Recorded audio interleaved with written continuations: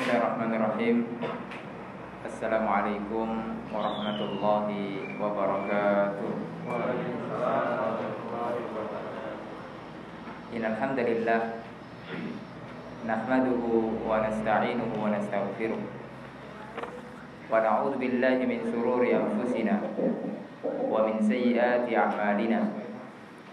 Man yahdihillahu fala mudilla lahu wa man yudlil fala hadiya lahu. Asyhadu an la ilaha illallah wahdahu la syarika lahu wa asyhadu anna Muhammadan abduhu wa rasuluh. Qala Allah tabaraka wa ta'ala, ya ayyuhalladzina amanu taqullaha haqqa tuqatih wa la tamutunna illa wa antum muslimun. Alhamdulillah, kita bersyukur kepada Allah Subhanahu wa ta'ala yang telah memberikan kesempatan kepada kita untuk kembali duduk di majelis ilmu, mengkaji firman Allah Subhanahu wa ta'ala dan hadis-hadis Rasul sallallahu alaihi wasallam. Ma'asyiral muslimin rahimani wa rahimakumullah. Ini untuk kali kedua ya saya kesini. Setelah berapa bulan ya? Bulan 2 kalau nggak salah ya, sekitar bulan 2. Alhamdulillah malam ini bisa kesini lagi ya, berjumpa dengan antum semuanya. Tentunya dalam rangka untuk saling menasihati di atas kebaikan, sebagaimana firman Allah Subhanahu wa ta'ala, wa tawassaw bil haqqi wa tawassaw bis sabr. Saling menasihatilah kalian ya di atas kebaikan, di atas kebenaran, dan habis itu apa? Sabar. Terkadang kita menasihati orang tidak langsung diterima. Pernah mengalami demikian? Sering ya? Jangankan kepada orang lain, kepada orang terdekat kita, siapa? Istri kita. Kita nasihati, kadang merajuk dia. Ya. Tidak disapa pula kita ya. Disuruh tidur di luar ya. Anak kita, janganlah nak main HP terus ya. Bapak maunya nak ini murojaah bisa di pondok, merajuk dia. Oleh karena kenapa? Wa tawassaw bil haqqi wa tawassaw bis sabr. Harus sabar nasihat itu. Mungkin dahulu kita juga gitu. Apa dulu kita langsung menerima gitu, kasih nasihat, jangan nakal-nakal ya. Langsung berubah gitu, langsung jenggotnya panjang segini. Enggak juga. Melalui proses juga. Begitu pula kita memperlakukan orang lain kepada kita. Ketika kita menasihati kemudian tidak diterima, belum diterima, maka sabar. Itulah konsekuensi dari firman Allah Subhanahu wa ta'ala, wa tawassaw bil haqqi wa tawassaw bis sabr. Jadi bukan hanya menyampaikan kebenaran, habis itu selesai, tidak. Tapi apa? Kita bersabar. Karena butuh waktu semuanya. Mendidik orang ya, untuk menjadi lebih baik lagi, itu tidak gampang. Itu tidak mudah. Butuh taufik dari Allah Subhanahu wa ta'ala. Begitu pula ketika menasihati seseorang, untuk mengenalkan seseorang kepada sunnah, tidak mudah ya. Melalui proses. Janganlah jauh-jauh. Coba antum lihat diri antum dahulu, bagaimana proses dahulu mengenal manhaj salaf. Pasti macam-macam ceritanya ya. Tidak mungkin antum langsung dengar kajian langsung berubah gitu ya. Langsung bisa panjangkan jenggot, langsung kemudian rajin ke masjid. Nah, proses dulu. Pasti ada merajuk-merajuknya, ini apa nih orang-orang sok soleh. Nah, itu kan gitu. Pasti melalui proses. Kemudian yang menasihati antum itu dia sabar. Begitu juga lah antum nanti perlakukan orang lain harus dengan sabar. Ya, itulah indahnya agama Islam. Kemudian dalam rangka juga merealisasikan sabda Nabi Muhammad SAW, ad-dinun nasihat. Bahwasanya agama ini adalah nasihat. Salah satu nasihat yaitu apa? Li'ammatil muslimin, ya, untuk semua kaum muslimin. Indah kalau agama ini dibangun di atas nasihat, ya. Agama ini dibangun di atas al-amru bil ma'ruf, ya, kemudian wan nahyu 'anil munkar. Memperingati seseorang, ya, agar melakukan kebaikan dan melarang seseorang untuk tidak melakukan keburukan. Ma'asyiral muslimin rahimani wa rahimakumullah. Kita bersyukur kepada Allah Subhanahu wa taala, ya, kita berada pada kenikmatan yang sangat besar, yaitu kita berada di atas agama yang hak, yaitu agama Islam. Karena agama yang hak, ya, agama yang benar di sisi Allah Subhanahu wa taala hanyalah Islam. Innad dina indallahi al-Islam. Sesungguhnya agama, ya, yang benar di sisi Allah, yang diterima di sisi Allah Subhanahu wa taala hanya agama Islam. Wa may yabtaghi ghairal islami dinan fala yuqbalu min. Ya. Siapa yang mengharapkan agama selain Islam, beragama selain agama Islam, maka tidak akan diterima oleh Allah Subhanahu wa taala.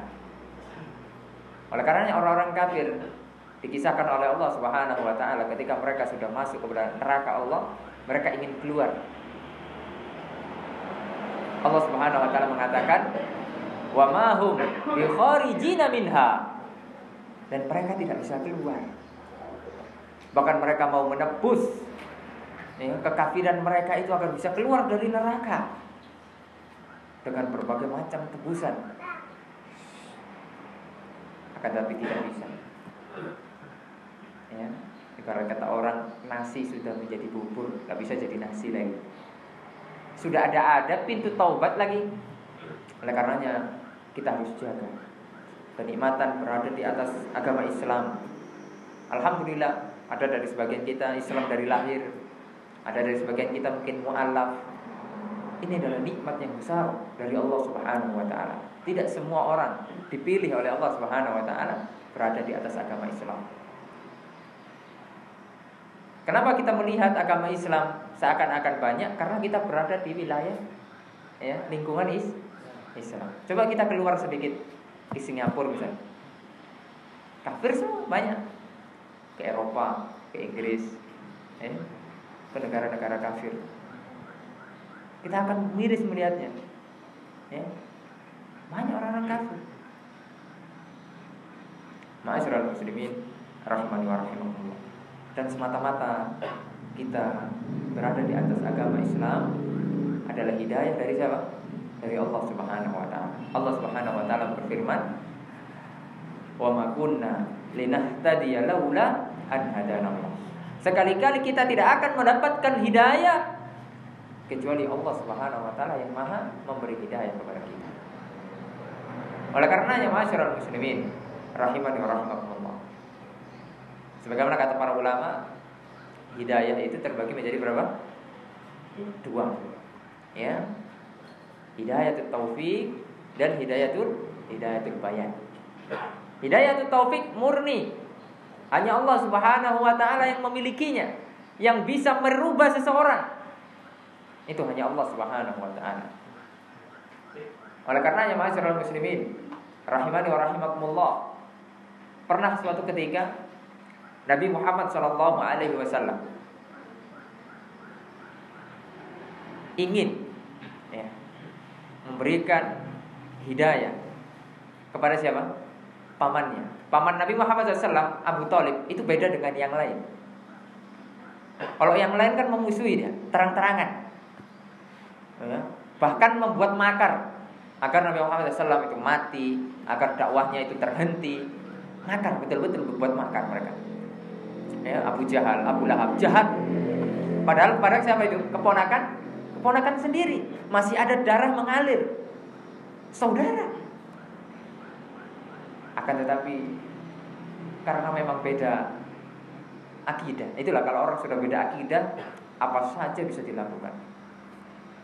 Ya. Bukan karena akhlak Nabi, ya, bukan karena akhlak Nabi. Nabi Muhammad SAW akhlaknya baik atau buruk? Baik. Bahkan sebelum Nabi diutus itu dijuluki siapa apa? Nabi Muhammad SAW Al-Amin, orang yang dapat dipercaya, orang yang jujur. Berarti orang mengusik Nabi Muhammad SAW bukan karena akhlaknya. Makanya kalau kita sudah mengenal sunnah, jangan sampai orang benci kepada kita karena akhlak kita. Ini aib. Kita udah ngaji, apalagi udah jenggotnya segini, udah panjang. Orang benci karena akhlak kita, aib. Tapi kalau orang benci karena memang kita membawa akidah yang hak, membawa manhaj yang hak, itu wajar. Wajar. Ya. Jangankan kita, ya Pak, Nabi dibenci. Ya. Nabi Muhammad SAW itu dibenci. Bukan karena akhlaknya, bukan karena parasnya, bukan karena apa, tapi karena akidah yang beliau bawa itu menyelisihi orang-orang musyrikin. Nah, paman beliau yang satu ini berbeda dengan paman yang lain. Meskipun belum masuk Islam, tapi tidak ganggu. Malah ada andilnya untuk membantu agama Allah Subhanahu wa taala. Oleh karena Nabi Muhammad SAW sangat-sangat ingin, ya, sangat-sangat ingin pamannya ini bisa masuk ke dalam agama Allah Subhanahu wa taala. Oleh karena ketika itu Abu Bakar As-Siddiq, sahabat dekat Rasul Shallallahu Alaihi Wasallam, itu ketika bapaknya Abu Bakar itu masuk Islam, ya, Abu Quhafah, itu Nabi Muhammad SAW itu datang, ya, datang menemui Abu Quhafah untuk memeluk agama Islam. Bapaknya Abu Bakar As-Siddiq. Ketika itu Abu Bakar menangis. Jadi Abu Bakar As-Siddiq itu menangis. Kenapa? Yang diberi hidayah bapak beliau, bukan paman Nabi Muhammad SAW. Itulah kecintaan Abu Bakar kepada Nabi. Kalau mau mengatakan, kalau bisa diibarat katakan, kenapa kok bapak? Kenapa kok nggak Abu Thalib dulu yang masuk Islam? Itu saking cintanya Abu Bakar kepada Rasul Shallallahu Alaihi Wasallam. Abu Bakar tahu bahwasanya Nabi Muhammad SAW itu sangat-sangat menginginkan, ya, sampai pada suatu ketika, ya, menjelang sakaratul maut, Nabi Muhammad SAW mengatakan kepada pamannya, ya ammi, wahai pamanku, qul la ilaha illallah, katakanlah la ilaha illallah, sebuah kalimat yang aku akan jadikan hujjah di hadapan Allah Subhanahu wa taala untuk membela. Akan tetapi Allah Subhanahu wa taala itulah, ya, berkehendak ingin memberikan pelajaran kepada kita bahwasanya sampai Nabi pun tidak bisa memberikan hidayah kepada orang yang dicintai sekalipun. Sampai turun ayat Allah Subhanahu wa taala, innaka la tahdi man ahbabta walakinallaha yahdi man yasha. Wahai Nabi Muhammad, engkau tidak bisa memberikan hidayah kepada orang yang engkau cintai. Akan tetapi Allah lah yang maha memberi hidayah bagi siapa yang Allah Subhanahu wa taala kehendaki. Dari sini hidayah itu terbagi menjadi dua. Orang-orang alim, orang-orang yang berilmu, para ulama itu memiliki hidayatul bayan. Hanya cuma menjelaskan, menyampaikan, ini loh yang benar, ini yang halal, ini yang hak, ini batil. Hak kerjakan, batil tinggalkan. Itu tugas orang alim, orang yang berilmu, ustadz, ulama. Adapun untuk dia bisa menerima hidayah itu taufik, dia bisa menerima, menerapkan apa yang telah disampaikan oleh ustadz itu, hanya Allah Subhanahu wa taala yang memberikan hidayah. Hanya Allah Subhanahu wa taala. Oleh karena ma'asyiral muslimin rahimani wa rahimakumullah, harus kita jaga, ya, hidayah di atas agama Islam. Wala tamutunna illa wa antum muslimun. Jangan sekali-kali kalian mati kecuali dalam keadaan Islam, membawa kalimat tauhid, la ilaha illallah. Karena orang kalau mati dalam keadaan kafir, ya, ulaika hum syarrul bariyah, mereka itu adalah seburuk-buruk manusia. kemudian akan dimasukkan, akan dilemparkan ke dalam neraka jahanam waliyadzubillah. Kemudian di antara hidayah atau hal yang harus kita syukuri adalah hidayah diberikan oleh Allah Subhanahu wa taala mengenal sunnah. Karena terkadang hanya beragama Islam, ya, orang banyak mengaku dia beragama Islam, akan tetapi jauh pengamalannya, jauh perilakunya, jauh amalan-amalan yang dikerjakannya dari agama Islam yang hak itu sendiri. Bahkan kalau kita masuk ke, janganlah jauh-jauh kita ke pedalaman, ke tempat-tempat yang terpencil di sekeliling kita. Berapa orang yang rajin ke masjid? Berapa orang yang ketika kumandang azan itu datang ke masjid? Berapa orang yang menjalankan agama-agama Allah Subhanahu wa taala, syariat-syariat, syiar-syiar agama Allah Subhanahu wa taala di sekeliling kita. Bahkan banyak yang mengaku agama Islam akan tetapi tidak melakukan sholat, ya.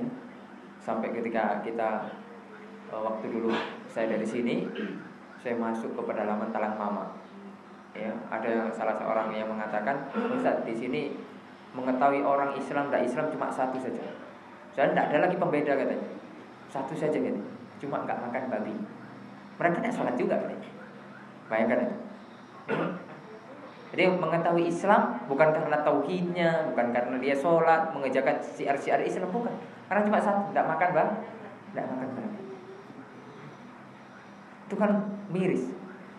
Kita juga sulit mengatakan mereka itu Muslim juga, ya. Oleh karena para ulama itu kan memperdebatkan status orang yang tidak sholat itu, ya. Masa iya status keislaman kita diperdebatkan? Itu kan sudah aib itu, ya. Jadi ada dua keadaan orang yang tidak sholat. Yang pertama, memang karena menentang kewajiban sholat, maka ini jelas kafir, ya. Bilang sholat tidak wajib, ya, tidak ada kewajiban sholat itu. Nah, ini sudah jelas. Ada orang yang keadaan tidak sholat ini karena apa? Takasulan, karena dia malas, sibuk, ya. Dia tetap meyakini sholat itu wajib. Nah, inilah yang diperdebatkan keislamannya, ya. Ada yang mengatakan dia masih Islam, ada yang mengatakan tidak ada lagi keislamannya, ya. Tentunya dengan banyak argumen-argumen yang disampaikan oleh para ulama. Cukuplah itu menjadikan sebuah aib ketika keislaman kita diperdebatkan. Oleh karena nikmat hidayah mengenal sunnah ini luar biasa. Kehidupan lebih tenang. Cobalah antum telisik antum merenungi diri antum sendiri, ya. Cobalah kalau seandainya kehidupan saya ini masih seperti dahulu, belum mengenal sunnah, pasti kehidupan saya ini akan kacau, ya, tidak teratur, ibadah berantakan. Kemudian apalah hal-hal yang haram kita terjang, ya. Mau itu halal haram, yang penting dapat pemasukan. Setelah kita mengenal hidayah, hati semakin tenang. Apa-apa yang akan kita lakukan, kita bertanya dahulu, boleh enggak? Ada dalilnya enggak? Dan ini tidak akan dilakukan oleh orang-orang yang belum mengenal hidayah sunnah. Ma'asyiral muslimin, ini adalah kenikmatan yang sangat besar, dan ini tidak diberikan kepada semua orang. Orang-orang yang akan memegang agama yang hak sampai akhir zaman itu akan ada terus. Sebagaimana sabda Nabi Muhammad SAW dalam sebuah hadis, beliau mengatakan, la tazalu ta'ifatun min ummati zahirina 'alal haq. Akan senantiasa ada dari umatku orang-orang yang menampakkan kebenaran. Ya. La yadurruhum man khadalahu. Tidak akan memudaratkan mereka orang-orang yang mencela, yang mencibir, yang mencemooh. Wala man khalafahum, yang menyelisihi, tidak akan memudaratkan sama sekali. Hatta ya'tiya amrullahi wa hum 'ala dzalik. sampai datang keputusan dari Allah Subhanahu wa taala, mereka akan selalu istiqomah memegang kebenaran, memegang sunnah. Oleh karena kata para ulama, memegang sunnah di akhir zaman, bagaimana sabda Nabi Muhammad SAW, kal qabid 'alal jawar, seperti memegang bara api. Bara api itu kira-kira dingin atau panas? Udah nyoba? Ada nyoba? Hah? Udah? Ada yang nyoba? Masya Allah. Ya, berani udah tentu ya. Ya, kalau yang belum coba, cobalah. Janganlah bara api, korek itulah. Jangan rokok, ya. Jangan rokok. Korek, ya. Korek itulah. Antum beli korek yang bensol tuh, ya. Udah gini aja. Antum pegang terus ya, sampai habis ininya. Apa itu? Bensinnya tuh yang di dalam tuh. Panas itu. Seperti itulah memegang sunnah. Itu artinya apa? Berat. Berat loh. Jangan pikir megang sunnah di akhir zaman ini tidak berat. Apalagi kita banyak dapat ujian. Ujian ekonomi, ujian dikucilkan misalnya. Ya, ujian banyaklah ujian-ujiannya. Ya.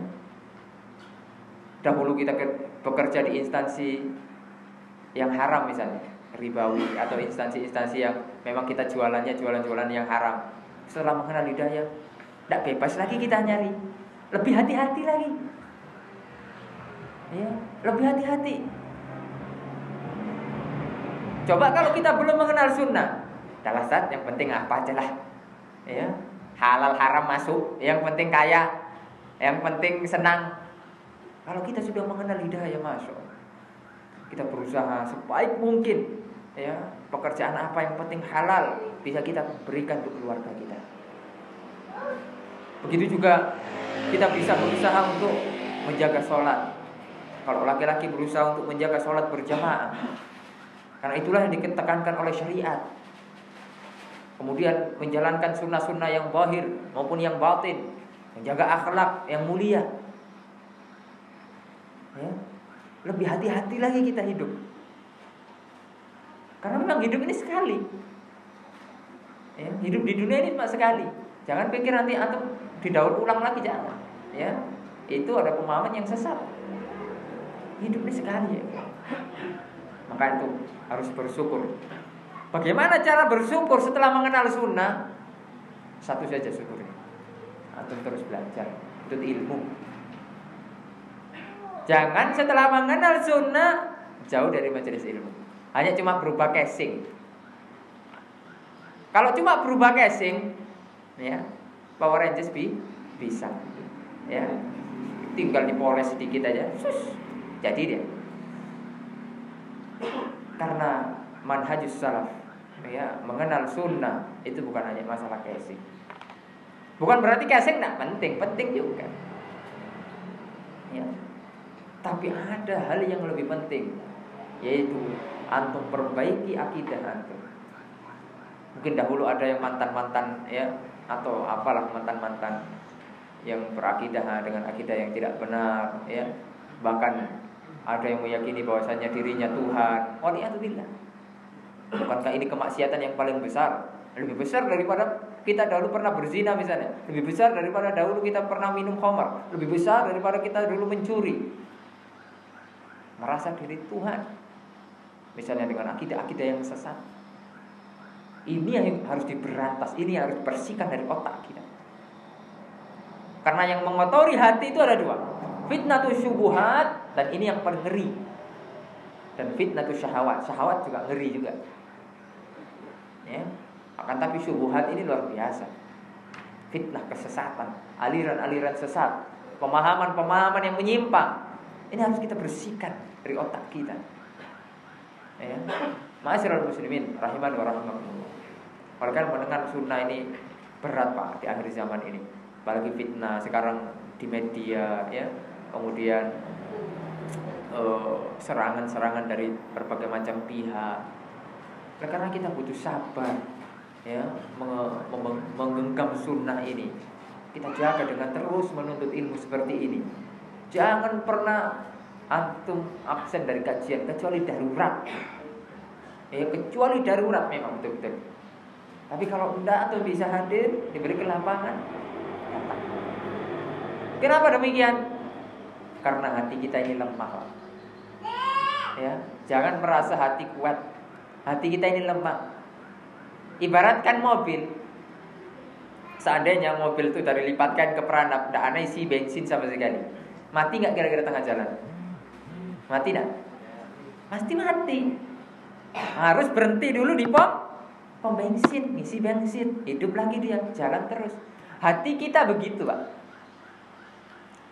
Kalau tidak ada diisi nasihat-nasihat agama, meskipun kita sudah ngaji, tapi 1 bulan ada kita masuk nasihat agama tuh, hati kita keras, jauh dari firman Allah SWT. Apalagi kalau di rumah kita tidak dibiasakan untuk baca Al-Quran, untuk mendengarkan kajian walaupun melalui MP3 YouTube. Kita sibuk mungkin misalnya pekerjaan kita sibuk dengan berbagai macam aktivitas kita. Tidak ada tersentuh qala Allah Subhanahu wa ta'ala. Tidak ada tersentuh qala Nabi sallallahu alaihi wasallam. Tidak ada. Gimana tidak keras hati itu? Ketika masuk nasihat, mental nasihat. Jangan sampai itu terjadi. Karena kalau itu sampai terjadi, Pak, jangan sampai ya. Karena orang kalau sudah berani dia meninggalkan majelis ilmu, ya. Awalnya alasannya sibuk. Kemudian yang kedua alasannya ada acara keluarga. Alasan berikutnya ada aja lah, ketemu rekan kerja. Alasan berikutnya adalah males. Ya. Maka kalau bisa jangan. Paling kalau sudah ada kajian rutin, harus istiqomah, berusaha. Kecuali darurat. Kalaupun memang betul-betul tidak bisa, ya, HP kita sekarang canggih, bisa streaming. Ya. Jangan lewatkan itu. Karena hati kita ini ya, perlu diisi terus. Karena ilmu itu la sahilalahu, tidak ada batasnya, Pak. Terus kita harus haus ya. Kita harus belajar ya. Oleh karena manhaj salaf itu tidak semata-mata casing, tapi ada yang paling penting, yaitu akidah. Bagaimana pemahaman kita ya, bagaimana pengetahuan kita tentang Allah Subhanahu wa taala, bagaimana pemahaman kita tentang Nabi Muhammad sallallahu alaihi wasallam, bagaimana pemahaman kita tentang agama Islam ini secara menyeluruh.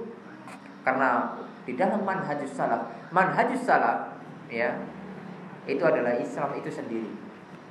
Islam yang murni. Ya. Salaf itu diambil dari kata salaf. Ya, kalau secara bahasa saya itu orang dulu. Ya. Orang dulu. Kalau orang sekarang itu namanya kholaf, bukan salaf. Ya. Oleh karenanya salaf itu dimutlakkan kepada para sahabat.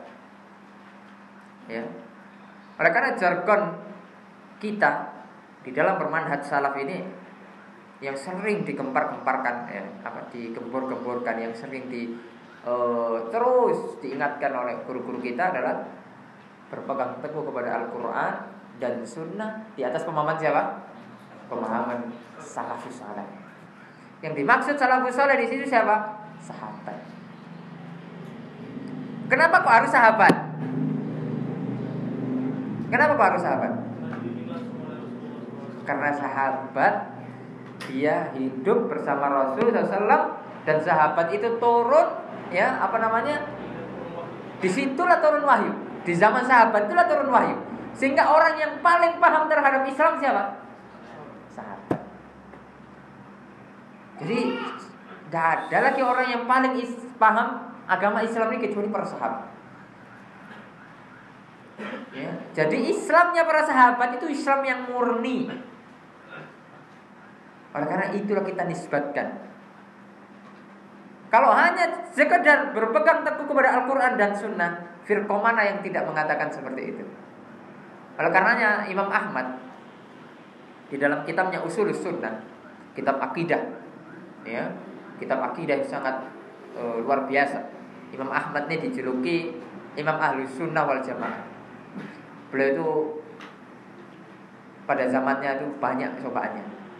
Beliau dipenjara, dicambuk, disiksa untuk mempertahankan akidah Ahlus Sunnah. Ketika itu ada fitnah, bahwasanya orang mengatakan, beliau dipaksa untuk mengatakan Al-Quran itu makhluk. Ya. Akan tapi Imam Ahmad memegang teguh akidah salaf, akidah yang dipahami oleh para sahabat, bahwasanya Al-Quran adalah kalamullah ghairu makhluk. Al-Quran adalah kalamullah, firman Allah Subhanahu wa taala, dan bukan makhluk. Beliau pernah mengatakan di dalam kitabnya Ushulus Sunnah, ya, as-sunnatu indana, bahwasanya as-sunnah, ya, ahlu sunnah menurut kami adalah at-tamassuk, yaitu berpegang kepada apa yang dipahami oleh para sahabat. Paham? Ya, apa yang dipahami oleh para sahabat.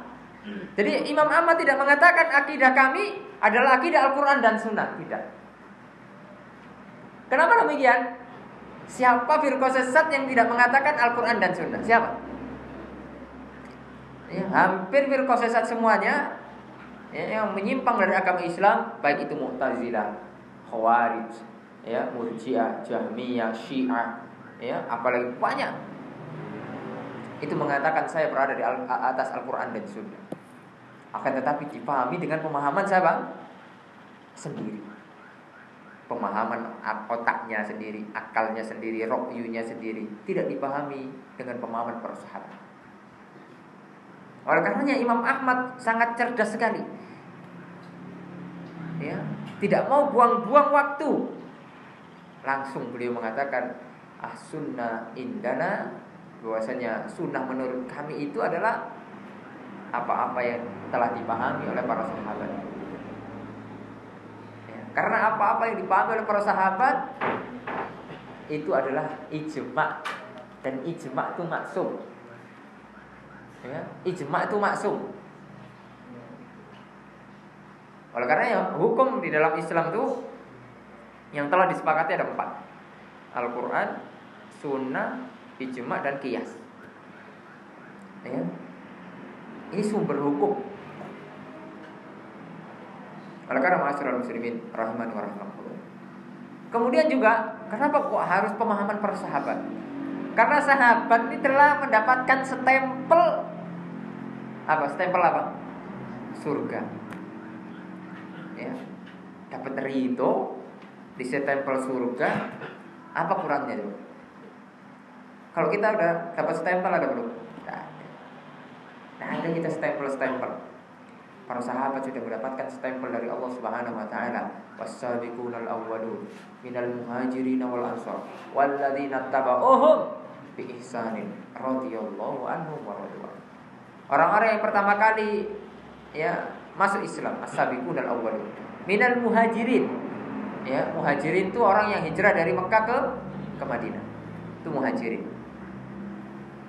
Ini orang-orang muhajirin ini luar biasa, Pak, pengorbanannya. Abdurrahman bin Auf itu ketika hijrah itu cuma bawa apa?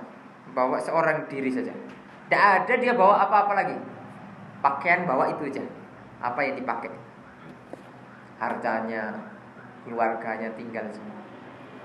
Untuk menjawab seruan Allah Subhanahu wa taala, perintah untuk berhijrah. Ya, itulah bagaimana keimanan para sahabat. Kalau kita sekarang, ya, coba itu perintah hijrah itu turun ke kita, ya. Ayo, orang-orang peranap harus hijrah ke sini semua. Tinggalkan semua anak, tinggalkan istri, tinggalkan harta rumah, semuanya kosongan. Apa sikap kita kira-kira?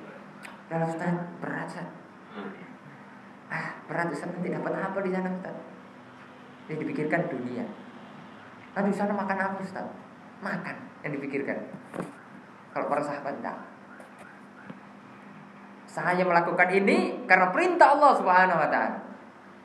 Sami'na wa ata'na. Kami mendengar dan kami taat. Oleh karena luar biasa. Kemudian Abdurrahman bin Auf dipersaudarakan dengan salah satu sahabat yang ada di Ansar, penduduk Madinah. Kemudian dia diberikan apa yang mau diberikan, ya, sampai ditawari istri, ya. Saya punya 2 istri, ya, ada di sini. Ya. Saya punya 2 istri. Ada di sini 2 istrinya? Ada. Jadi punya kebun luas. Taruhlah misalnya kebunnya 100 hektar. Kebun korma. Bukan kebun sawit, ada sawit sana. Ya. Kata sahabat tuh, pilihlah. Ana 50, antum 50. Ya, ini saking persaudaraan karena Allah SWT. Karena iman. Ya.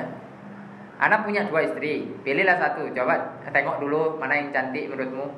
Nanti saya ceraikan. Ya, nikahilah. Ya. Kalau kita kira-kira kasih gitu gimana? Hah? Ya, nggak nolak Ustaz. Ya. Nggak nolak. Ya. Tapi Abdurrahman bin Auf dia memiliki izzah. Ya. Oleh karenanya Nabi Muhammad SAW mengatakan syaraful mukmin, kemuliaan seorang yang beriman. Ya.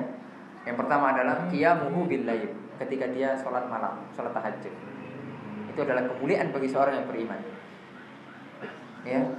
Berusaha terus mengerjakan sholat tahajud. Dan itu adalah kebiasaan orang-orang saleh. Oleh karena ya, kita usahakan jangan pernah meninggalkan sholat tahajud. Kemudian yang kedua, istighna 'anil nas, mencukupkan diri daripada manusia. Mencukupkan dari pemberian Allah Subhanahu wa taala, tidak mau minta-minta kepada manusia. Kemuliaan seorang ini. Dan Abdurrahman bin Auf menjaga itu. Ditolak secara halus. Tidak mau dia. Tawar istri tidak mau, kebun tidak mau. Ada alasannya sebenarnya. Kenapa kok tidak mau dia Abdurrahman bin Auf ini sama kebun? Dia orang Mekah. Orang Mekah ini tidak biasa dia megang cangkul, mupuk, ya, manen, tidak biasa. Orang Mekah ini dia pandainya dagang, ya, ngomong, negosiasi, presentasi, deal, itu kan pandai dia. Ya, bagaimana dia itu bisa modal sekian bisa jadi sekian. Jadi itulah salah satu alasan yang diungkapkan para ulama. Ya. Jadi tidak jago dia untuk ngolah kebun. Ini bukan bidang saya. Oleh karena ya, Abdurrahman bin Auf langsung minta apa? Adullani ilasu. Tunjukkan saja aku itu pasar. Tak lama setelah itu, masya Allah. Ya, kalau orang sudah instingnya jualan, tidak punya modal pun dia bisa. Mungkin awalnya kan jualin punya orang kan bisa tuh, makelar ya awalnya. Nanti kan ada juga uangnya tuh. Putar-putar lagi sampai kaya. Bahkan menjadi orang yang terkaya, dan itulah digunakan untuk jihad fisabilillah. Kemudian sahabat Ansor, Al-Muhajirin wal Ansor. Ansor ini memiliki hati yang lembut, menerima kebenaran. Ya. Ketika itu di Mekah sulit Pak dakwah. Akan tapi di Madinah Nabi SAW diterima dengan baik. Ya. Karena saya pernah tinggal di Madinah, memang orang Madinah itu hatinya lembut Pak. Ya. Orang Madinah itu hatinya lembut, kemudian tutur katanya itu menyejukkan. Memang beda seperti orang-orang yang di Mekah. Kalau di Mekah itu Masya Allah, selain hawanya panas, orangnya itu panas-panas juga. Ya, tinggi, maksudnya suaranya tinggi. Kalau kita orang Indonesia kan biasa dengan suara tinggi ya. Tapi kalau orang Madinah Masya Allah, lembut hatinya, ya, ramah, ya, nyaman kita tinggal di Madinah. Oleh karenanya salah satu kampus yang sangat idam-idamkan, ya, itu Universitas Islam Madinah. Karena apa? Nyaman. Baik itu dari para ulamanya, nyaman penduduknya. Karena Nabi Muhammad SAW lama di sana, bahkan meninggal situ. Ya. Kemudian Muhajirin dan Ansor, mereka lah yang pertama kali masuk Islam. Dan kalau kita sudah tidak ada peluang lagi jadi Muhajirin atau Ansor, tutup, lowongannya sudah tutup.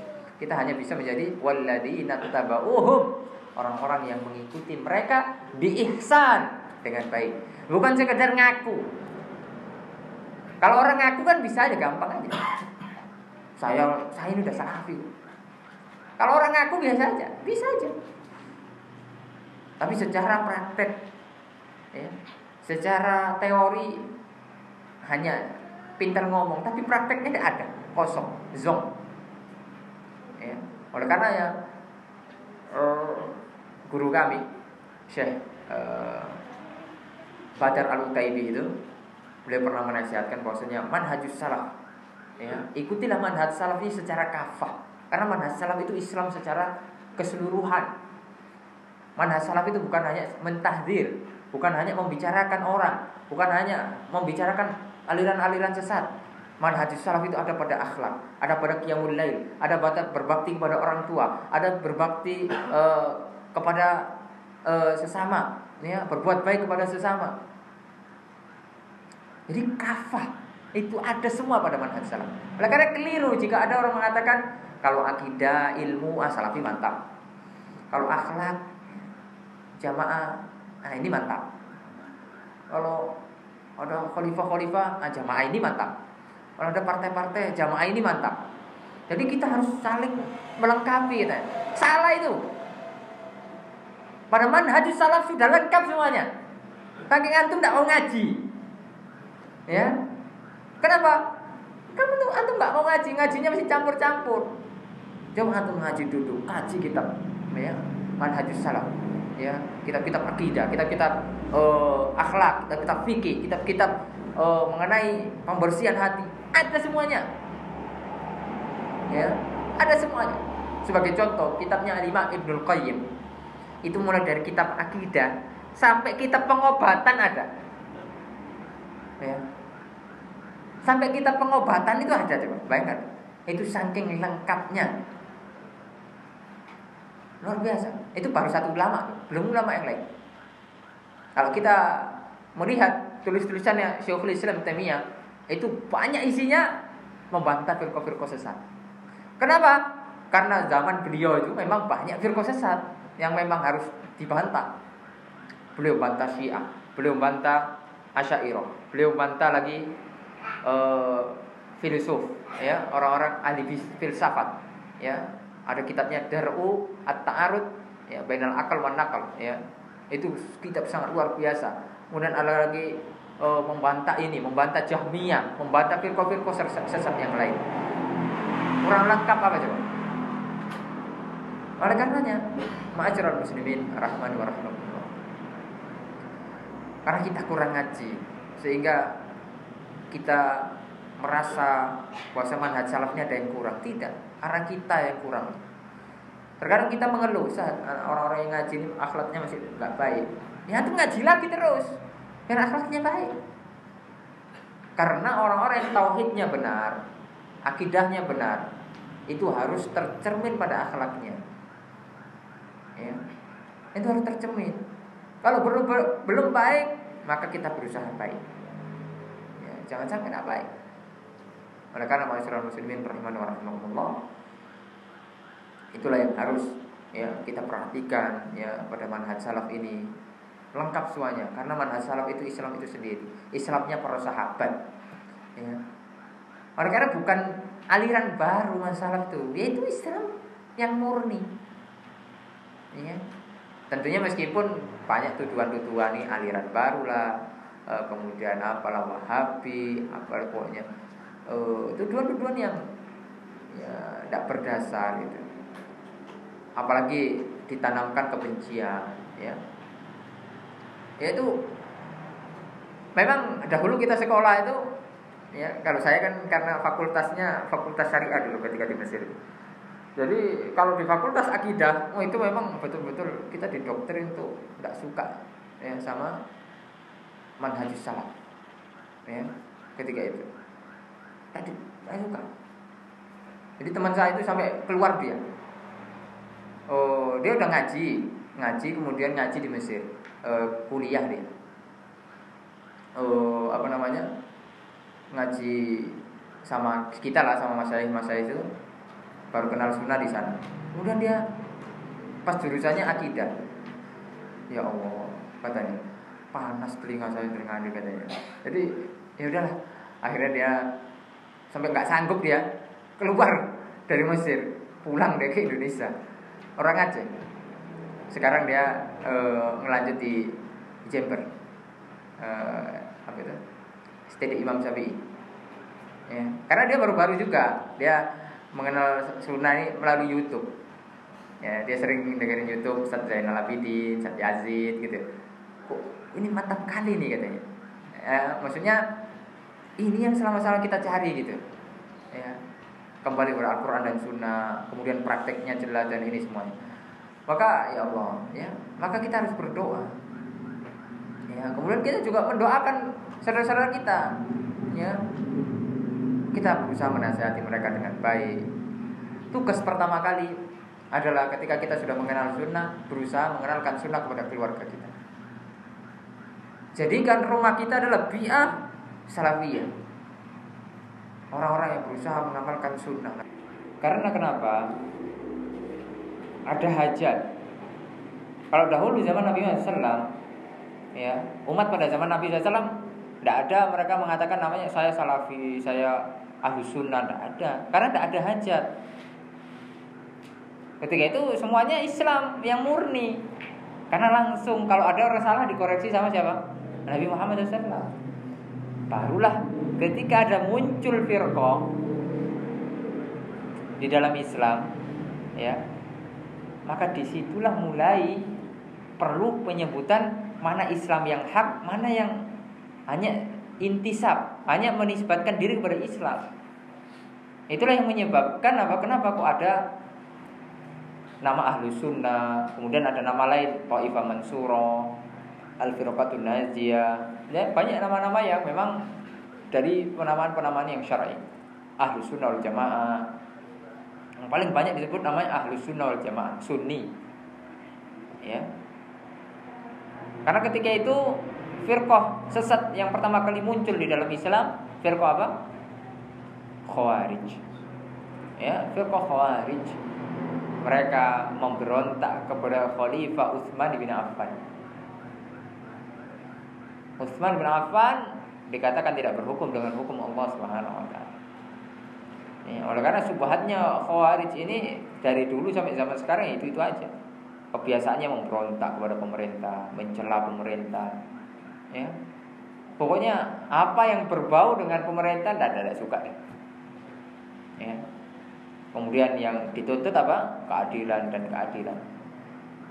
Dan banyak berbagai macam subhat-subhat Khawarij itu. Ya. Kemudian suka apa? Apa yang paling parahnya adalah suka apa? Keluar dari ketaatan kepada pemerintah. Ya. Kita tidak menafikan bahwasanya tidak boleh taat secara mutlak kepada pemerintah, tidak boleh. Ya, taatnya harus muqayyad, yaitu diikat dengan ketika tidak bertentangan dengan apa? Perintah Allah Subhanahu wa taala.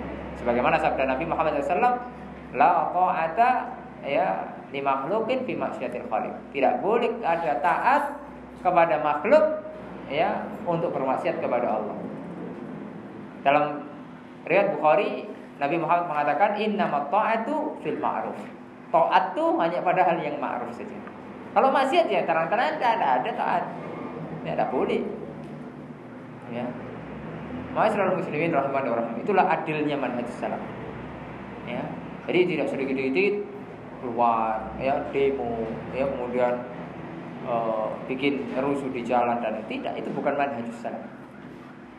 Manhaj salaf ketika mau menasihati pemerintah, maka dia menasihati dengan cara-cara yang telah diajarkan oleh syariat. Ya. Orang-orang yang memang didengar, kita menyampaikan kepada orang-orang yang didengar. Kalau kita masih di bawah-bawah, ya minimal kita mendoakan agar Allah Subhanahu wa taala memperbaiki urusan-urusan kaum muslimin, agar tidak dikuasai orang-orang yang menentang Islam, orang-orang liberal, orang-orang sekuler, orang-orang komunis dan lain sebagainya. Kita mendoakan. Ya. Karena memang sekarang mulai disusupi hal-hal itu ya, pemerintahan kaum muslimin. Maka kita harus gencarkan dakwah tauhid. Yang paling mereka takuti semuanya firqah-firqah sesat itu adalah dakwah tauhid. Oleh karena dakwah tauhid itu diserang dari berbagai macam, ya, dari atas, dari bawah, ya, dari samping kanan, samping kiri, dari pojok kanan, pojok kiri, pojok bawah, ya, samping kanan, samping kiri, diserang semuanya. Karena kita menjelaskan bahwasanya inilah yang hak-hak, batil-batil. Ya. Apalagi dalam masalah prinsip, manhajus salaf itu tidak ada toleransi. Masalah prinsip, masalah usul, masalah akidah tidak ada toleransi. Ya. Semisal mengatakan orang mengatakan agama itu sama, tidak ada toleransi. Ya. Semua agama sama. Kenapa inti tidak masuk Kristen aja? Kenapa inti tidak masuk agama yang lain? Kenapa inti masih bertahan di Islam? Katanya semua agama sama. Kalau semua agama sama, inti sehari itu bisa 5 agama kan mantap. Ya, tapi tidak dilakukan. Dalam fitrah hatinya mengatakan ya ini saya agama Islam. Itu karena hawa nafsu, syubhat yang mencokol di kepalanya itu, sehingga mengatakan dia bisa mengatakan seperti itu, pluralisme. Ya, kemudian mau memisahkan agama dengan negara tidak boleh. Ya. Dan subhat-subhat yang lain. Ya. Karena dalam masalah usul tidak bisa ditoleransi. Orang mengatakan bahwasanya Allah di mana-mana, tidak bisa kita toleransi. Masalah usul, masalah pokok akidah Ahlussunnah wal Jamaah. Keyakinan manhaj salaf jelas. Allah Subhanahu wa taala istawa 'ala al-'arsy. Istawa apa maknanya? Ala wartafa, tinggi. Ya. Tidak ada Allah di mana-mana. Ya. Kemudian ada mengatakan Allah ada tanpa tempat. Kemudian ditakwilnya firman-firman Allah. Kemudian di ini dan itu waliyadzubillah. Kemudian ada yang mengatakan Al-Qur'an tidak lengkap. Ini masalah usul. Tak boleh toleransi. Ya. Udah Ustaz, tak apa Ustaz. Yang atau mungkin memang dia benar Ustaz, Al-Qur'an itu tidak lengkap. Bisa jadi kita yang tidak tahu. Kita tahunya cuma 30 juz. Bisa jadi ada ya. Hati-hati. Tidak ada toleransi dalam hal itu. Dasar bisa jadi tidak ada, bisa jadi tidak ada. Kalau masalah prinsip, ya, oleh karenanya yang harus kita kaji terus adalah prinsip-prinsip akidah Ahlussunnah itu. Ya, mana yang prinsip, ya, itu harus kita pegang. Karena prinsip itu tidak boleh beda. Oleh karenanya para ulama dahulu 4 madhab, ya, itu prinsipnya sama mereka. Meskipun dalam furu', dalam fikih, ya, dalam amalia-amalia ada perbedaan dan itu ditolerir, ya.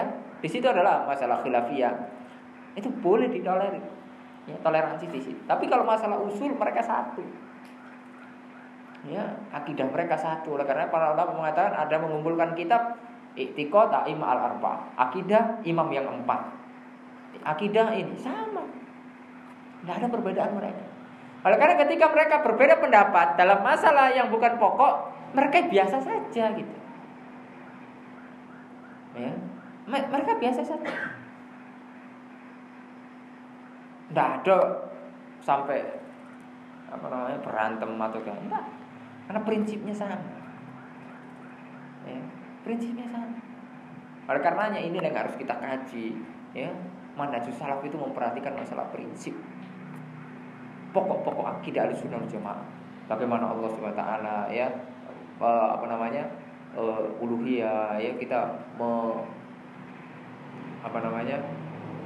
mempraktekkan atau mengaplikasikan tauhid uluhiyah, ya, beribadah kepada Allah Subhanahu wa taala, tidak kepada yang lain, ya, hanya satu-satunya yang berhak diibadahi hanya Allah Subhanahu wa taala. Bagaimana tauhid asma wa sifat, bagaimana tauhid rububiyah, bagaimana kemudian akidah kita kepada Nabi Muhammad SAW, bagaimana akidah kita kepada Al-Quran, bagaimana akidah kita kepada syafaat Nabi SAW, bagaimana akidah kita kepada karomah para wali, bagaimana akidah kita dengan para sahabat. Itu masalah-masalah prinsip, ya. Oleh karenanya saya menulis buku, ya, merujuk kepada bukunya Syekh Shalih Fauzan, 10 prinsip atau 10 pokok akidah Ahlussunnah wal Jamaah, ya, tentang masalah tauhid, iman, ya, masalah tentang Al-Quran, sahabat. Ini tidak boleh beda. Harus sama semuanya. Apakah hanya 10 prinsip? Dah, masih banyak lagi. Ya, ini karena paling simpel, ya paling singkat, dan ini yang paling besar, paling banyak diperselisihkan.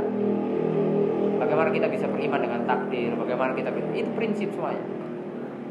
Adapun masalah furu'iyah amaliyah, maka kita berusaha untuk mengikuti ya kebenaran, ya yang mendekati kebenaran, dan saling menghormati jika terjadi perselisihan. Ya, itu yang benar. Kita berusaha mencari yang benar, ya, berusaha mendekati yang benar, dan bertoleransi, menghargai, ya, jika itu memang masalah-masalah ijtihadiyah, ya, masalah-masalah baru di dalam agama. Masalah fikih ada juga yang masalah prinsip. Jadi jangan mengatakan bahwasanya fikih itu bukan masalah prinsip. Ada juga yang masalah prinsip, misalnya tentang kewajiban sholat. Itu sudah disepakati ijma. Orang mengatakan bahwa sholat itu wajib. Kalau ada orang datang tiba-tiba mengatakan sholat itu masih khilafiyah, ada yang mengatakan wajib, ada yang enggak.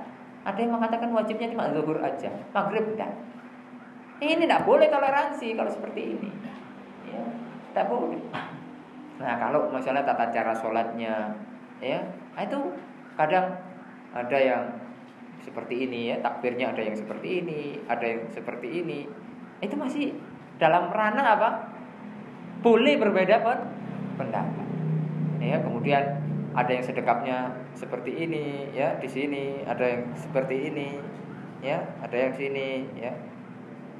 Pokoknya wilayah-wilayah memang di situ ada hadis Nabi Muhammad SAW mengatakan demikian. Meskipun tafsir para ulama beda-beda. Dada itu seperti apa batasannya, ya. Oleh karena tapi jangan keluar dari itu. Kalau memang mau memilih, ya pilihlah yang memang seperti apa batasan itu, ya, sini. Jangan tiba-tiba gini gitu kan. Itu udah keluar dari perbedaan. Ya, tiba-tiba bersedekap gini gitu. Jangan, ya. Atau terlalu tinggi, jangan juga gini, berlebihan. Ya. Kadang ada juga seperti ini. Ya, takut kalungnya mungkin hilang. Jangan, ya. Seperti biasa saja. Ya, ini masih dalam masalah yang bisa berbeda, ya, tidak boleh saling mengingkari, ya. Kemudian masalah turun dari sujud, ada yang tangan dulu, ada yang kaki dulu, ya. Yang penting jangan kayak onta, ya, kayak onta itu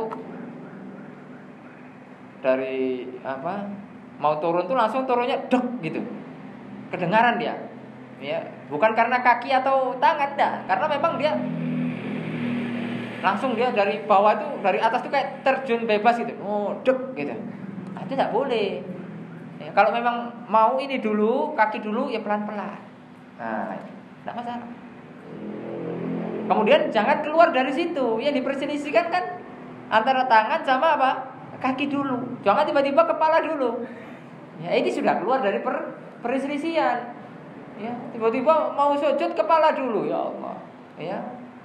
Ya kalau ininya empuk, coba kalau pasir, ya.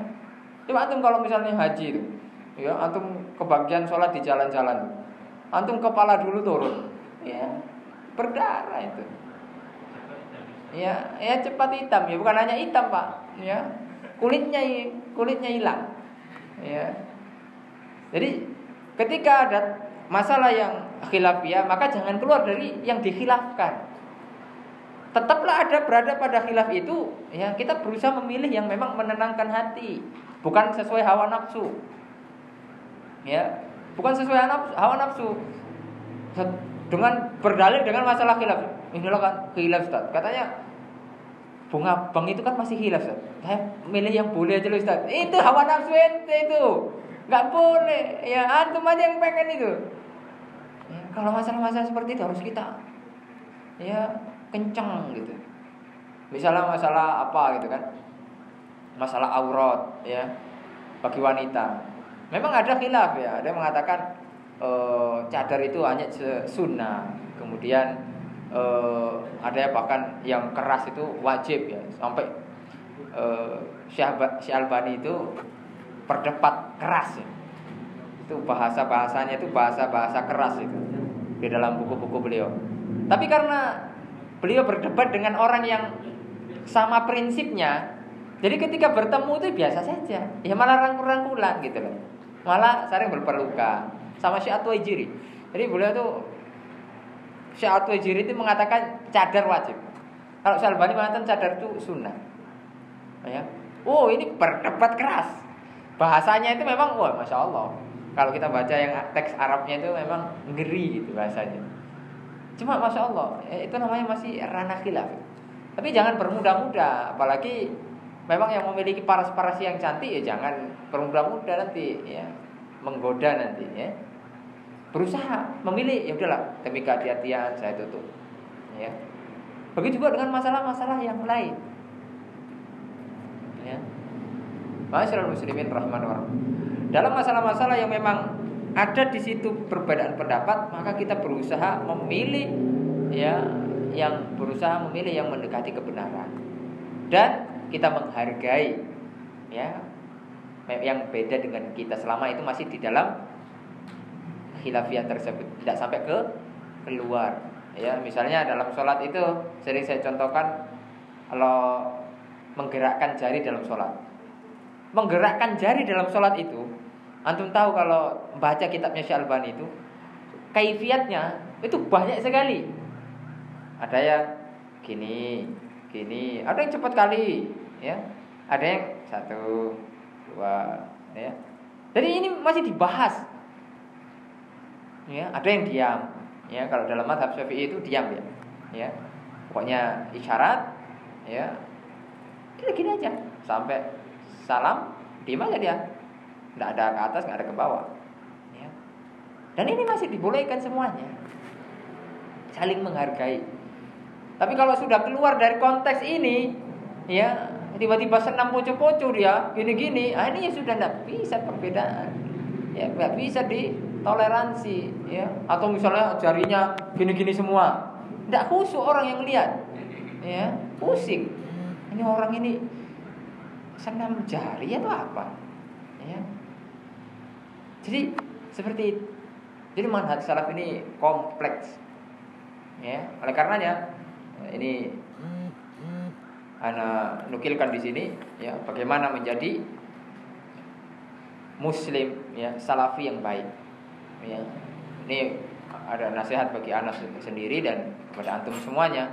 Ya, yang pertama adalah senantiasa bagaimana orang muslim itu berhukum dengan hukum Allah Subhanahu wa taala ya dalam semua kehidupannya berdasarkan Al-Qur'an dan Sunnah. Terutama dalam beragama. Kalau dalam bermuamalah maka ada kaidah bahwasanya al-aslu ya fil muamalati ibah. Kalau dalam urusan dunia maka kaidahnya itu dibolehkan. Dalam urusan dunia apa saja itu kaidahnya dibolehkan. Tapi kalau dalam urusan agama ya al-aslu fil ibadati tawakkuf. Ya. Hukum asal ibadah itu apa? Tawakkuf. Tawakkuf itu artinya apa? Diam dulu sampai ada dalil halal atau disyariatkan atau tidak. Syariatkan kerjakan. Tadi syaratkan jangan kerjakan. Itu kalau ibadah. Tapi kalau dunia ya udah kerjakan aja kecuali ada dalil yang melarang. Jual beli silahkan. Ya wa halallahu al-bai'a wa harrama riba. Allah menghalalkan jual beli dan mengharamkan riba. Jual beli apa saja halal, kecuali ada dalil yang mengatakan bahwasanya jual beli yang ini tidak boleh. Contohnya jual beli anjing, ya boleh atau tidak? Tidak boleh. Ada dalil mengatakan itu tidak boleh.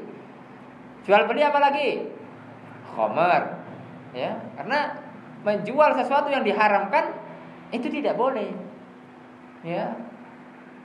Kalau buat obat stat, khamar stat, kan ada juga manfaatnya. Ya, tidak boleh, tetap tidak boleh. Ya, qaliluhu wa katsiruhu haram. Khamar sedikit dan banyaknya haram. Misalnya menjual apa lagi? Ya, rokok.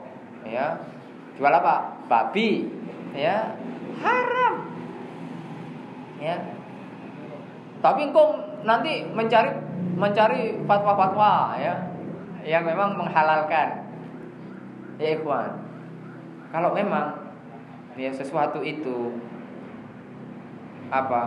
membuat hati kita tenang. Kebenaran itu kan membuat hati kita tenang. Apalagi sesuatu yang halal itu membuat hati kita tenang. Sesuatu yang haram atau minimal syubhat itu membuat hati kita gelisah. Betul atau tidak? Ya. Cobalah antum dulu masih belum kenal sunnah tuh apa saja dikerjakan. Nah itu udah syubhat, halal, haram tidak peduli. Yang penting pemasukan ada, setiap bulan bisa liburan, ya. Kemudian pokoknya jalan terus. Ya. Kemudian antum udah kenal sunnah, milih-milih. Ya. Jadi ini janganlah jualan ini lagi, ya. Kemudian seperti di konsep agar jualan ini bisa bagus, bisa sesuai syar'i, bisa lebih amanah lagi, bisa jujur. Ya. Kadang jualan itu bisa jadi zatnya yang haram atau bisa caranya yang haram. Ya. Karena caranya haram, bisa jadi halal dia yang dijual tapi caranya haram. Misalnya sumpah palsu. Masya Allah, tidak ada yang paling baik kecuali produk anak. Masya Allah ini asli dari Saudi, padahal dari Peranap. Ya, cuma dikasih merek Saudi. Ya, harusnya kasih merek Saudi Peranap. Tuh, Saudi yang ada di Peranap misalnya. Jangan sumpah palsu, jangan berbohong. Ya, misalnya, Masya Allah ini mobil. Wallahi dari anak beli sampai sekarang tidak pernah mati mesinnya. Ya, tidak pernah mati mesinnya. Nah sekarang hidup atau mati? Mati. Ya itu mati. Kadang orang nih berlebihan. Mobil halal atau haram? Mobil halal atau haram? Ya mubah, biasa saja. Kaidahnya setiap yang tidak ada, ya dalil pengharamnya halal. Entah mobil itu nanti dipakai untuk maksiat itu urusan orangnya, bukan zat mobilnya itu, bukan. Ya. Jadi hukum jual beli mobil ya boleh, tapi jangan berdusta ketika berjualan. Ya. Ini mantap sih Ustaz. Ini 2010 tahun. Padahal mobil tua 90-an. Bilang 2010 biar harganya agak naik sedikit. Tak boleh. Harus sesuai dengan apa yang ini, misal dijelaskan ada cacatnya Ustaz ini kacanya ini agak remang sedikit, nanti mungkin nanti bisa ganti atau bisa semprot-semprot. Ini nanti AC-nya juga ada netes-netes, dijelaskan. Ya, karena kejujuran itu tidak akan menghasilkan keburukan sedikit pun. Kejujuran itu ya akan senantiasa menghasilkan kebaikan meskipun di awalnya kadang agak pahit. Tapi ketahuilah, ya jujur itu pasti menenangkan hati. Ya, membawa kepada keberkahan. Meskipun kadang untung kita sedikit tapi kita jujur, ya, kita berjualan dengan baik, ya, mendapatkan rezeki dengan baik, itu tenangnya luar biasa. Ibadah juga tenang, ya. Kita bisa memberikan makan anak istri tumbuh dengan dia menjadi soleh, menjadi solihah. Ini luar biasa. Efeknya itu kepada kesana. Jadi bukan hanya sekedar cari uang tanpa peduli halal haram. Nanti efeknya kepada keluarga kita.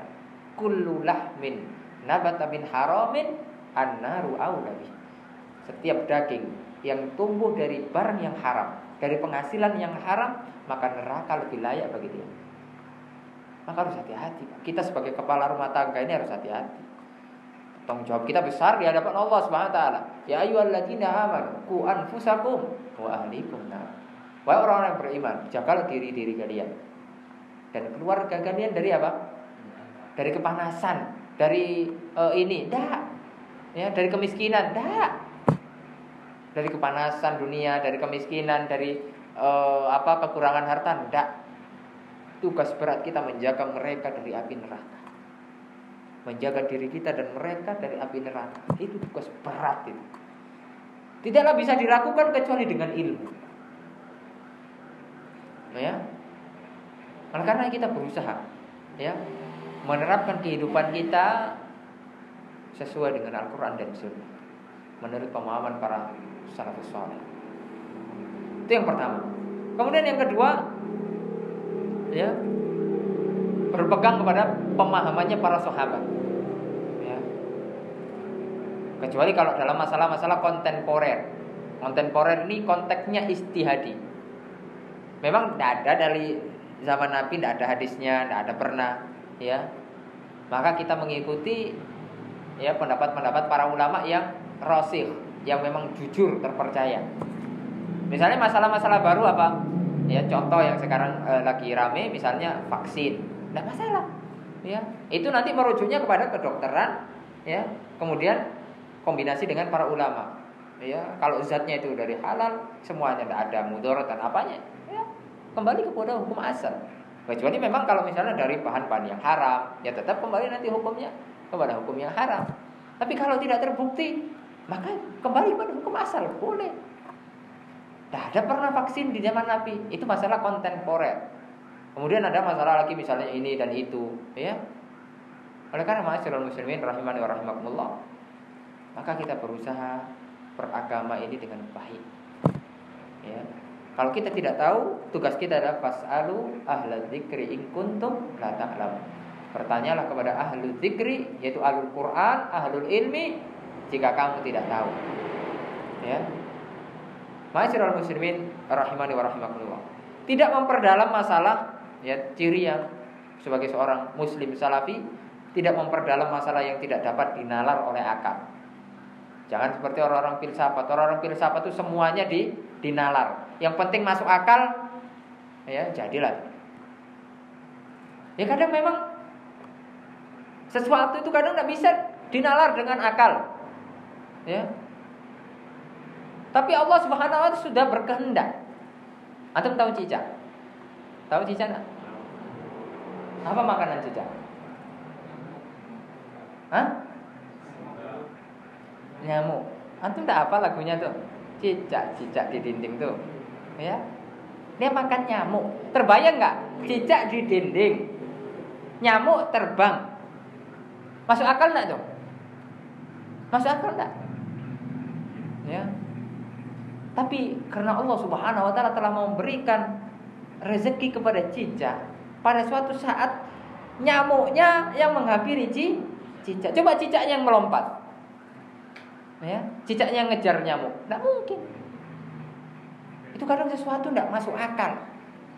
Tapi Allah Subhanahu wa taala jadikan seperti itu.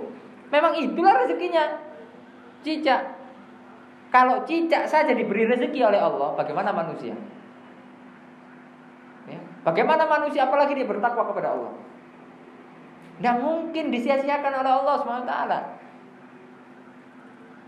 Kalau orang kafir saja, yang durhaka, yang durjana, yang menentang Allah, dia dikasih makan.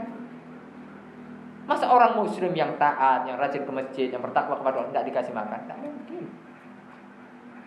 Cuma kadang keimanan kita, rasa tawakal kita kepada Allah, itu yang perlu diperbaiki. Ya, pesimis kita, ya, minder kita, itu yang harus perlu diperbaiki. Ya. Jadi kemudian jangan seperti orang-orang filsafat, semuanya serba diakali. Di apa yang tidak masuk akal di dalam syariat ini berusaha diakal-akalkan. Kalau kita, tugas kita, sesuatu jika memang sudahlah, Allah SWT mengabarkan demikian, kita tidak mau terlalu mempertanyakan, kemudian kita tidak terlalu mempermasalahkan. Salah satu contoh, Allah Subhanahu wa taala mengatakan Ar-Rahmanu 'alal arsy istawa. Allah Subhanahu wa taala istawa 'alal arsy. Ya. Tinggi di atas arsy. Kemudian Allah Subhanahu wa taala atau Nabi Muhammad SAW bersabda, yanzilu rabbuna tabaraka wa taala ila sama'id dunya, ya, pada sepertiga malam yang terakhir. Allah Subhanahu wa taala turun ke langit dunia sepertiga malam yang terakhir. Kalau orang yang mengagungkan akal, pasti dia akan membuat pertanyaan-pertanyaan yang konyol. Kalau kita Ahlus Sunnah, pasti akan menerima itu dengan dengan baik. Allah di atas arsy bersemayam, kemudian Allah SWT sepertiga malam terakhir turun, kita imani, kita yakini dengan 100%, ya. Sesuai dengan kebesaran dan keagungan Allah Subhanahu wa taala. Laisa kamitslihi syai' wa huwas samiul basir. Allah tidak serupa dengan apapun. Allah Maha mendengar dan Allah Maha melihat. Kalau orang mempertuhankan akal, pasti jadi pertanyaan. Kalau Allah di atas, lalu berarti kalau Allah turun sepertiga malam terakhir, yang di atas kosong. Kalau di Indonesia, kan beda sepertiga malamnya sama di Mesir. Di Saudi kan beda. Berarti nanti Allah keliling dong. Ini bukan seorang ahli sunnah yang seperti ini, ya. Jadi mempertuhankan akal, seolah Allah membayangkan Allah seperti dirinya. Ini adalah perendahan terhadap Allah Subhanahu wa taala, ya. Karena memang kadang sesuatu hal memang butuh iman. Kenapa kok harus paling ditekankan adalah iman? Masalah keyakinan, kita harus yakin itu terjadi. Allah Maha segala sesuatu, ya. Allah Maha segala sesuatu. Kadang memang akal kita terbatas. Kenapa kok kita tidak mendahulukan akal sebagaimana aliran-aliran sesat itu? Karena akal kita terbatas. Kemudian yang dijadikan patokan itu akal siapa? Setiap otak manusia pasti pikirannya beda-beda. Oleh karenanya Allah Subhanahu wa taala memberikan resep, sebuah konsep yang sangat bagus. Wa in tanaza'tum fi syai'in farudduhu ila Allah wa Rasul. Kalau kalian berbeda pendapat, maka kembalikan kepada siapa? Akal fulan, akal alan? Tidak. Farudduhu ila Allah wa Rasul. Jadikanlah Allah Subhanahu wa taala sebagai, ya, penengah. Kemudian Rasulullah SAW sebagai penengah. Inilah dikembalikan lagi. Karena memang manusia kadang berbeda-beda, bisa menafsirkan ini sesuai dengan pemahamannya, sesuai dengan ilmu yang sampai kepada dia, ya. Itu yang ketiga. Kemudian yang berikutnya adalah senantiasa memperhatikan tauhid uluhiyah. Jadi dakwah salaf adalah dakwah tauhid. Kalau pengen tahu ciri-ciri dakwah yang hak dan dakwah yang batil, lihat bagaimana seorang dai itu menyerukan kepada tauhid atau tidak. Ini ciri yang paling besar. Kalau seorang dai itu memperhatikan masalah tauhid dan tauhid, ya, menjauhkan orang dari syirik, memperingatkan orang agar senantiasa berpegang kepada sunnah, menjauhkan orang daripada bid'ah, ini insya Allah di atas kebenaran. Kalau tidak itu politik, kemudian masalah hanya sedekah. Ada tauhid tak boleh dibahas, ya. Kemudian masalah hal-hal yang kiamat misalnya, tidak ada dibahas yang lain, ya. Tauhidnya tidak ada. Maka ini hati-hati, ya. Ini tauhid ini terus sampai kapan dakwah tauhid sampai mati, ya. Sampai kita mati kita akan terus mendakwakan tauhid, ya. Bagaimana kita mengenal Allah Subhanahu wa taala, bagaimana beribadah kepada Allah dengan hak, dengan ikhlas, dengan ittiba kepada Nabi Muhammad SAW, ya. Kemudian prinsip berikutnya, sifat-sifat yang harus kita miliki adalah menjauhi segala macam perdebatan yang tidak bermanfaat dan tidak duduk-duduk, ya, di majelis ahlul bidah, ya, karena itu akan memberikan syubhat kepada kita, ya, dan syubhat itu kalau sudah masuk pada otak susah keluarnya, tidak ada obatnya. Coba tanya Dokter Rio, ada nggak di apotek beliau obat syubhat? Tak ada, ya. Coba nanti antum cari kalau tidak percaya. Dok, mau beli obat syubhat, dok? Tak ada, ya. Yang ada paling obat sakit perut, ya, obat pusing, ya, obat tidur ada, ya, obat stres mungkin ada. Cuma kalau obat syubhat, ya, kita kena syubhat nih, kita datang ke apotek, tidak ada yang jual. Bayangkan itu Imam Ahmad. Siapa tahu Imam Ahmad? Tahu antum Imam Ahmad? Imam Ahmad tuh hafalannya 1 juta hadis. Berapa? Ada di sini yang hafal 1 juta hadis? Dua. Hah? 1 enggak hafal-hafal Ustaz. Ya. Kadang terbalik-balik.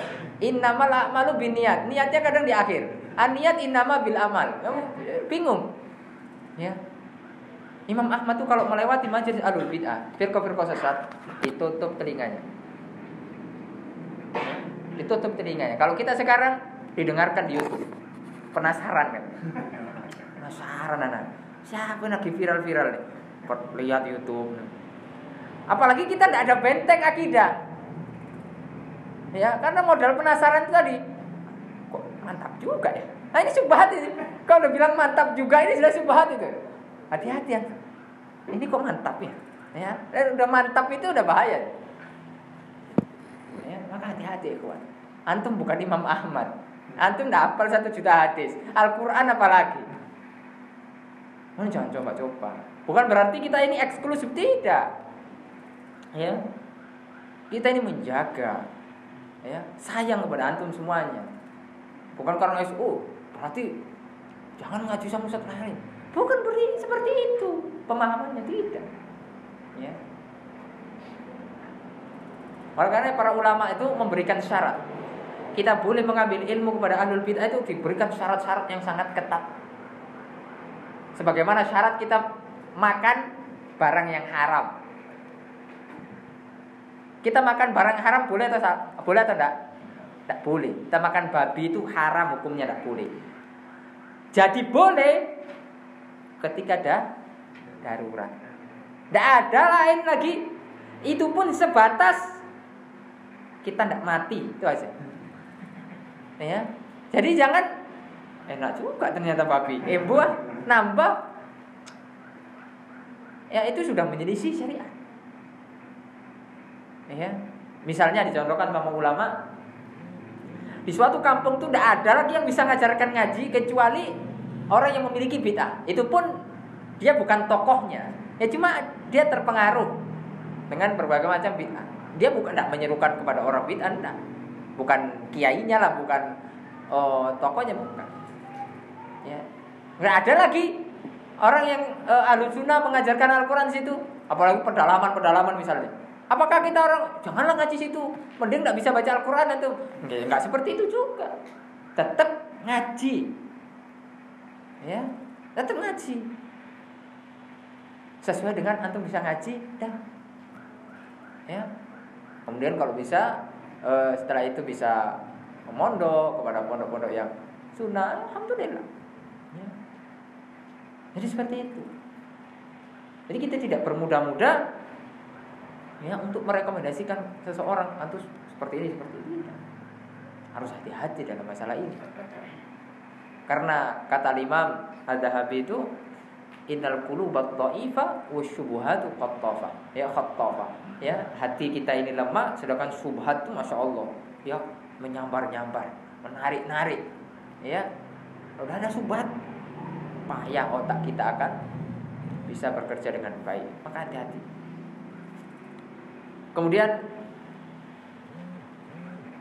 yang berikutnya adalah ciri-ciri Muslim ahli sunnah salafi adalah bersemangat untuk menyatukan hati-hati kaum muslimin di atas Al-Quran dan Sunnah dengan pemahaman para sahabat. Jadi ketika ada saudara kita sesama pengajian tidak rukun, kita bukan buat kubu-kubuan, tak boleh. Salah dia, bela inilah. Jangan seperti itu. Ketika sudah ada mulai perpecahan, padahal sesama ngaji, maka tugas kita adalah islah. Ya, tugas kita apa? Islah. Bagaimana bersatu kembali. Ini hampir di setiap kota, Pak. Apalagi kalau di kota itu sudah ada melebihi dari 1 yayasan. Jangankan di kota, 1 kecamatan misalnya. Ya, ada lebih dari 1 yayasan. Itu rentan perpecahan.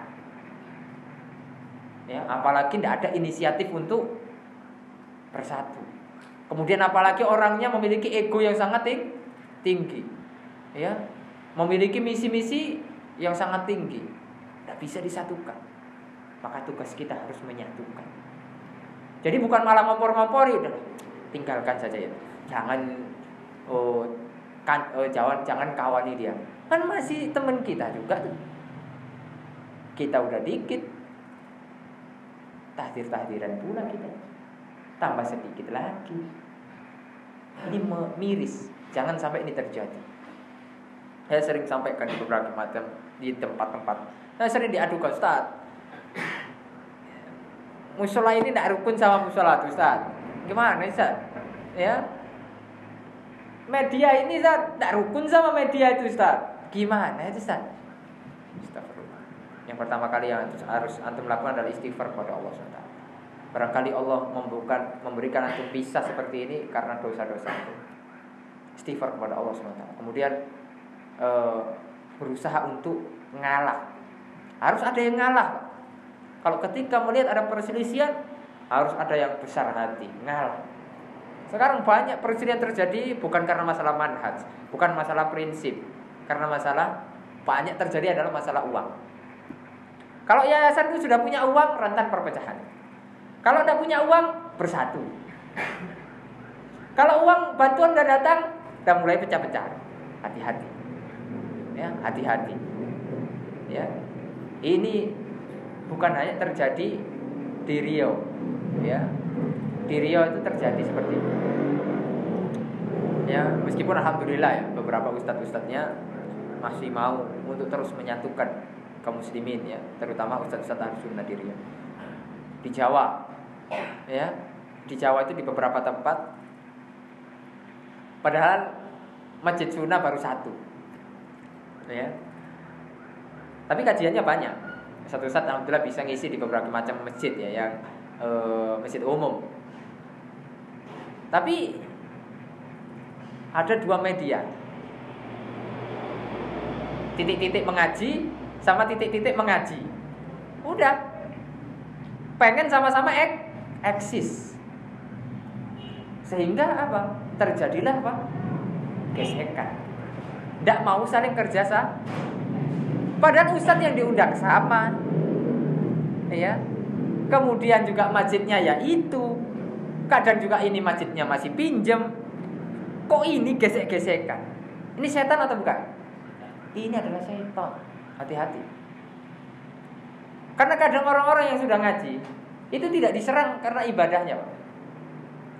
Susah dia. Menyerang dia dengan kesyirikan, udah susah. Menyerang dia dengan kebid'ahan, udah susah. Tapi diserang apa? Hatinya. Diberikan sifat apa? Dengki. Lihat ada temannya agak like-nya agak tinggi dikit.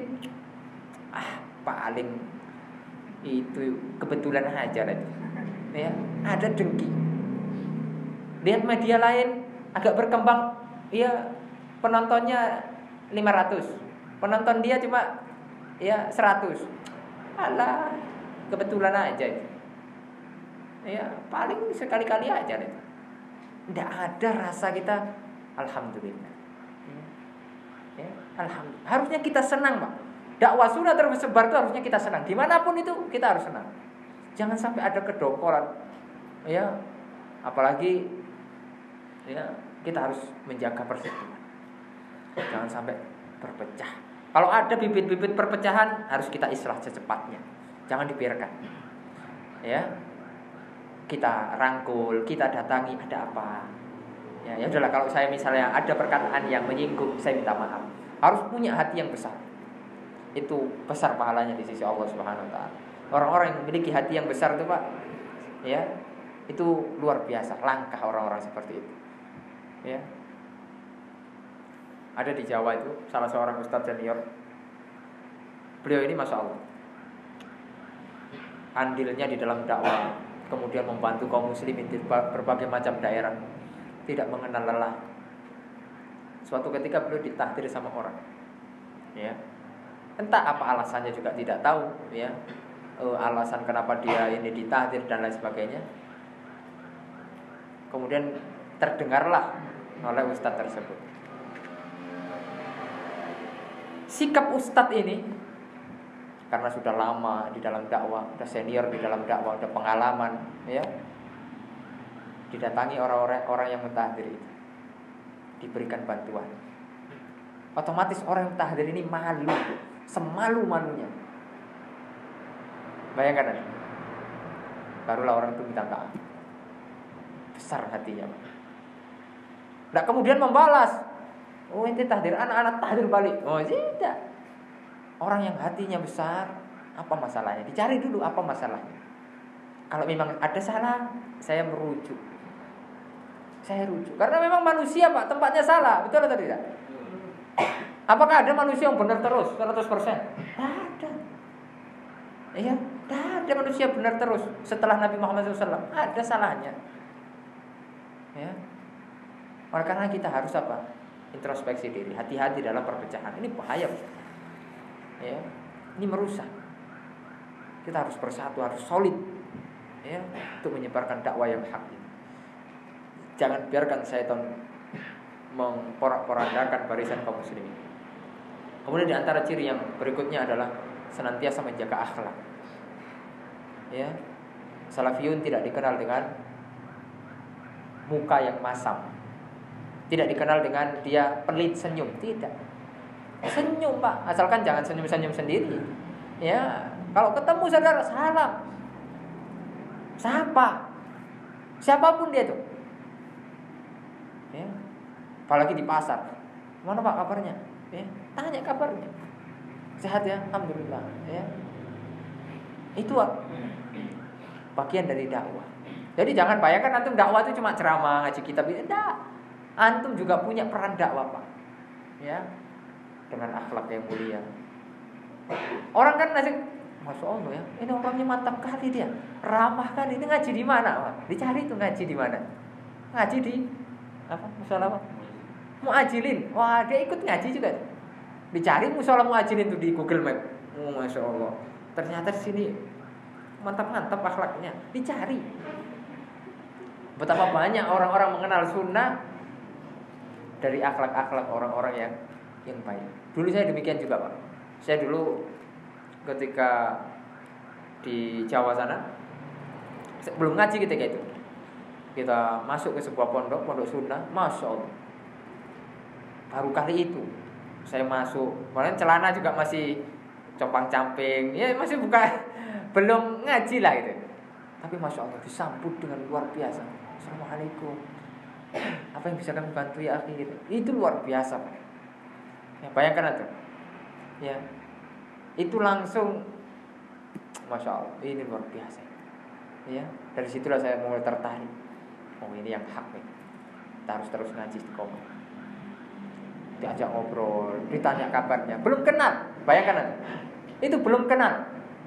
Makanya antum kalau ketemu saudara antum ya, apalagi dia masih belum ini ya, belum kenal sunnah, tanya. Ya. Kemudian enggak usah bertanya-tanya yang sensitif. Siapa Ustaz antum? Jangan. Ya, apa masalahnya? Enggak usah. Jadi obrol-obrolan yang umum saja. Ngaji di mana? Jangan. Ya. Nanti perang tuh. Debat jadinya nanti, ya. Gimana kabarnya Abi? Keluarga sehatnya? Nah, alhamdulillah. Apa sekarang kerja? Oh, inilah. Alhamdulillah, semoga ya rame, semoga laris. Doakan. Ya. Udah yang umum-umum situ seperti itu aja. Ya. Misalnya kalau ada kerjasama atau apa, enggak masalah, muamalah. Ya. Itu yang harus perhatikan ya. Akhlak. Ya. Dahulu orang-orang kafir mau masuk Islam tuh hanya melihat wajahnya para sahabat. Wajahnya berseri-seri. Ya. Wajahnya berseri-seri. Sekarang mulai mundur. Ya, dahulu ya, ketika kita mengenal manhajus salaf, itu ketika melihat saudara kita, itu senantiasa kita mengucapkan salam. Sekarang ini mulai mundur. Kita mulai malu mengucapkan salam di jalan-jalan. Ya, dikira nanti oh gila ya, Pak. Salam-salam. Itu syariat ya, Pak. Ya, ini sunnah. Ya, bahkan di beberapa pondok ini sudah mulai mati. Dahulu di pondok-pondok luar biasa. Assalamualaikum. Assalamualaikum. Setiap ketemu lagi assalamualaikum. Doa, mendoakan. Ya. Kemudian yang berikutnya adalah memperingatkan kaum muslimin dari bahaya-bahaya hadis-hadis lemah palsu, ya, yang tidak ada asal usulnya. Peringatkan. Berusaha kita mengkaji, ya. Ini kembali lagi pada ilmu. Lalu yang berikut adalah memerangi hizbiyah dan fanatik kepada golongan. Kita tidak boleh, ya kawan, jangan sampai kita keluar dari hizbiyah membentuk hizbiyah yang baru, meskipun tanpa embel-embel. Kita fanatik kepada ustaz tertentu, ya, tidak boleh kita fanatik 100% kecuali kepada Rasulullah SAW. Adapun kepada ustaz-ustaz tertentu, maka kita tidak boleh fanatik, karena setiap ustaz pasti ada salahnya. Jangan mengatakan kebenaran hanya ada ustaz pada ustaz A, ustaz lain no, ustaz A yes, jangan. Ya, pokoknya jangan fanatik, berlebihan. Ya, kita harus memiliki hati yang insaf, adil dalam menilai.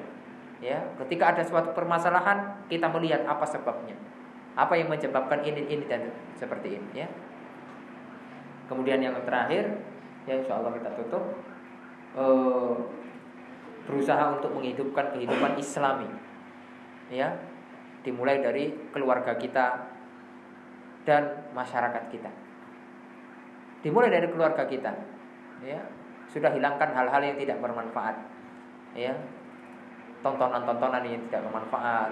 Ya, udah tinggalkan itu semuanya.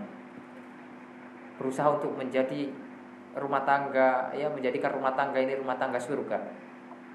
Ya, dihidupkan dengan Al-Quran, dihidupkan dengan hal-hal yang positif. Ya, itu yang harus kita lakukan. Ya, kita harus jaga itu. Semoga Allah Subhanahu Wa Taala memberikan kita istiqomah. Ya, dengan terus menuntut ilmu. Jangan merasa diri kita ini sudah senior, ya, dalam mengaji, jangan. Ya, kita terus mengkaji.